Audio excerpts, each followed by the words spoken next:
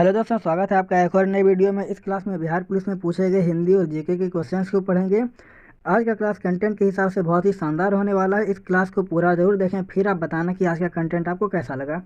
चलिए शुरुआत करते हैं क्वेश्चन नंबर फर्स्ट से। विश्व की सबसे बड़ी ज्वालामुखी झील कौन है? इसका आंसर हो जाएगा ऑप्शन नंबर डी, टोबा झील। और यह टोबा झील इंडोनेशिया में है। क्वेश्चन नंबर सेकंड है, भारत की सबसे बड़ी खाड़ी कौन सी है? भारत की सबसे बड़ी खाड़ी बंगाल की खाड़ी है, ऑप्शन नंबर डी है। अगला प्रश्न है, यूनेस्को में शामिल विश्व का पहला धरोहर स्थल कौन सा है? यह गैलापागोस द्वीप है और यह इक्वाडोर में है, जो कि 1978 में शामिल हुआ था। हमारा अगला प्रश्न है, निम्नलिखित में से कौन ए वोमेन इज नो मैन पुस्तक की लेखिका है?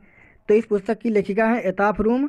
हमारा अगला प्रश्न है, अफ्रीका महाद्वीप की सबसे ऊंची चोटी कौन है? अफ्रीका महाद्वीप की सबसे ऊंची चोटी माउंट टोबोकुल है। बढ़ते अगले प्रश्न की ओर। बादल का तत्सम शब्द कौन सा है? बादल का तत्सम शब्द है वारिद, ऑप्शन नंबर सी। अगला प्रश्न है, किस अनुच्छेद के तहत केंद्र शासित प्रदेश में उपराज्यपाल की नियुक्ति की जाती है? तो इसका आंसर हो जाएगा ऑप्शन ए, अनुच्छेद 239। अगला प्रश्न है, जिंदगी नाम उपन्यास किसके द्वारा लिखा गया है? यह उपन्यास कृष्णा सोबती के द्वारा लिखा गया है। हमारा अगला प्रश्न है, लखनपुर कोयला खान किस राज्य में है? तो यह कोयला खान उड़ीसा में है, ऑप्शन नंबर सी। अगला प्रश्न है, गुणसूत्र जिनमें गुणसूत्र बिंदु अनुपस्थित होता है वह क्या कहलाता है? वह एसेंट्रिक कहलाता है।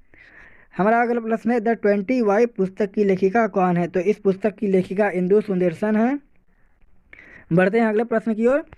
निम्न में से उपसर्ग रहित शब्द कौन सा है? इसका आंसर हो जाएगा ऑप्शन नंबर ए, सुखी। इसमें उपसर्ग शब्द नहीं लगा हुआ है।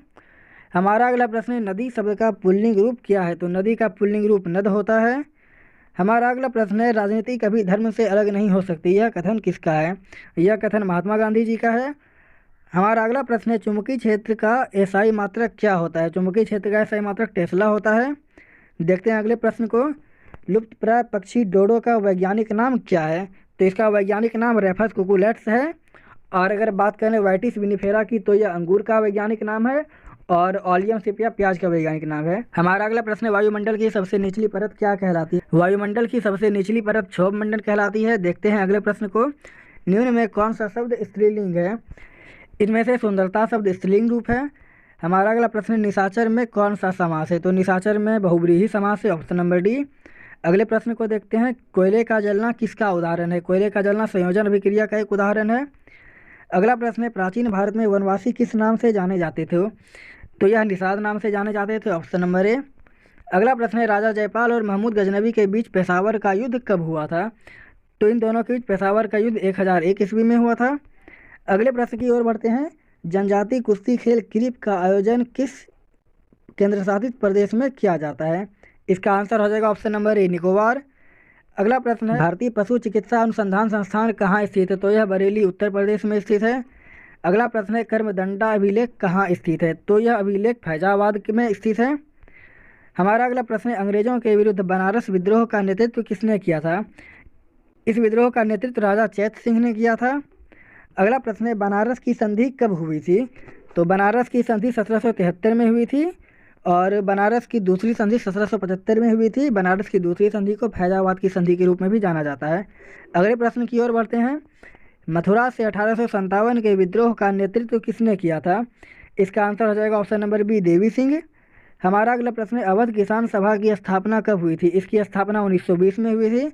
अगले प्रश्न को देखते हैं, द प्रोफेट पुस्तक के लेखक कौन है? इस पुस्तक के लेखक कहलील गिबरन है। हमारा अगला प्रश्न है, हिमाचल प्रदेश का एक नृत्य जो बुरी आत्माओं को दूर करने के लिए बौद्धों द्वारा किया जाता है, यह कौन सा नृत्य है? तो यह छम नृत्य है, ऑप्शन नंबर ए।